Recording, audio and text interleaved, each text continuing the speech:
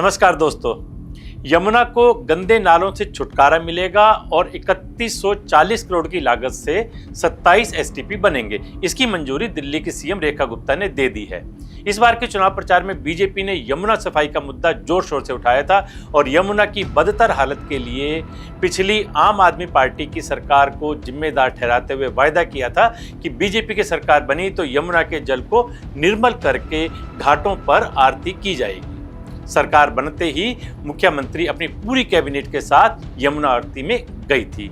जिस तरह बीजेपी अपने एक एक वायदे को पूरा कर रही है, उसी दिशा में अब यमुना सफाई का भी पूरा प्लान सामने आ गया है। यमुना की सफाई के लिए ये जो लगातार 22 नाले जाकर के यमुना जी में जो गिरते हैं, उनकी लगातार डिसिल्टिंग पे काम, उनके लिए नए एसटीपीज और डिसेंट्रलाइज एसटीपी बनाने का काम हर 15 दिन बाद जो विजिट हो रहा है, ये लगातार यमुना सफाई के निमित्त ही ये पूरा काम चल रहा है। हाल ही में दिल्ली सरकार की एक्सपेंडिचर फाइनेंस कमेटी की अहम बैठक सचिवालय में बुलाई गई थी। इस बैठक में दिल्ली के विकास के लिए कई परियोजनाओं को मंजूरी दी गई। मुख्यमंत्री ने बैठक के दौरान 27 डिसेंट्रलाइज्ड एसटीपी लगाने की बात कही। इस परियोजना का उद्देश्य यमुना नदी के सफाई और संरक्षण करना है और इसमें प्लांट का निर्माण, टर्मिनल, एसपीएस की स्थापना, सीवर लाइनें बिछाने जैसे कार्य शामिल हैं। यह योजना जल प्रदूषण, दुर्गंध और भूमिगत जल स्तर में गिरावट को कम करेगी। ये एसटीपी दिल्ली के अलग अलग स्थानों पर निर्मित किए जाएंगे, जिससे जल प्रदूषण पर काबू पाया जा सकेगा। प्रधानमंत्री मोदी ने भी निर्देश दिए हैं कि आने वाली छठ पूजा से पहले यमुना की स्थिति में सुधार किए जाए, ताकि श्रद्धालुओं को पूजा करने में कोई परेशानी ना हो। उन्होंने एसटीपी के कार्य की निगरानी के लिए रियल टाइम डेटा और स्पेस टेक्नोलॉजी के उपयोग की सलाह भी दी है। इसके अलावा नरेला में लगभग 150 करोड़ की लागत से एक हाई सिक्योरिटी जेल का निर्माण किया जाएगा।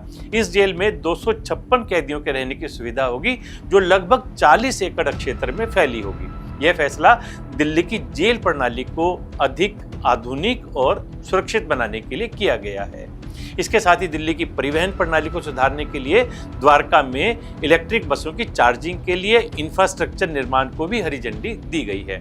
इस परियोजना पर लगभग 100 करोड़ रुपए खर्च होंगे, जिसके अंतर्गत द्वारका के क्लस्टर डिपो और डीटीसी डिपो में चार्जिंग स्टेशन स्थापित किए जाएंगे।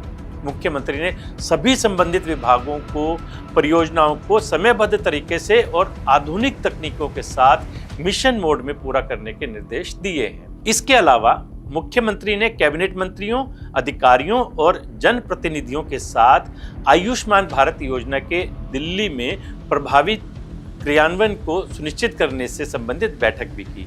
बैठक में तय हुआ कि दिल्ली में जल्द ही लगभग 1,70,000 आयुष्मान आरोग्य कार्डों का वितरण शुरू किया जाएगा।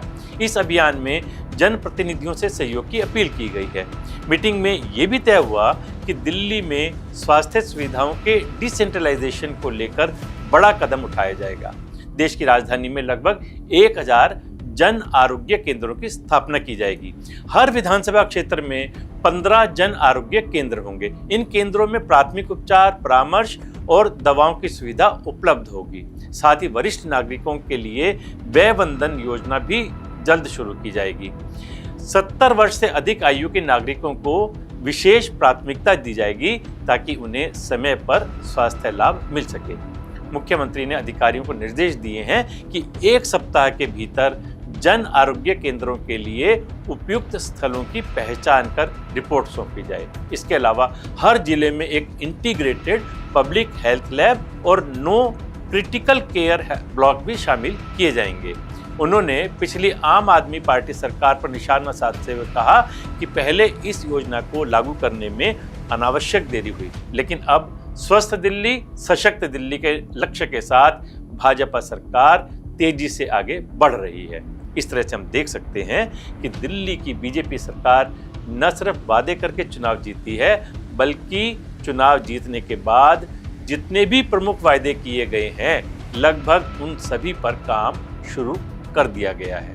दिल्ली वासियों की जरूरतों को देखते हुए और भी कई नए प्लान बनाए जा रहे हैं, ताकि बीजेपी जिस उद्देश्य से दिल्ली की सत्ता पर काबिज हुई है, उसे पूरा किया जाए और दिल्ली वासियों को बेहतर दिल्ली में बेहतर जीवन की सौगात दी जाए। लगता तो है कि हम बेहतर दिल्ली की ओर बढ़ रहे हैं, बाकी समय ही फैसला करेगा। नमस्कार।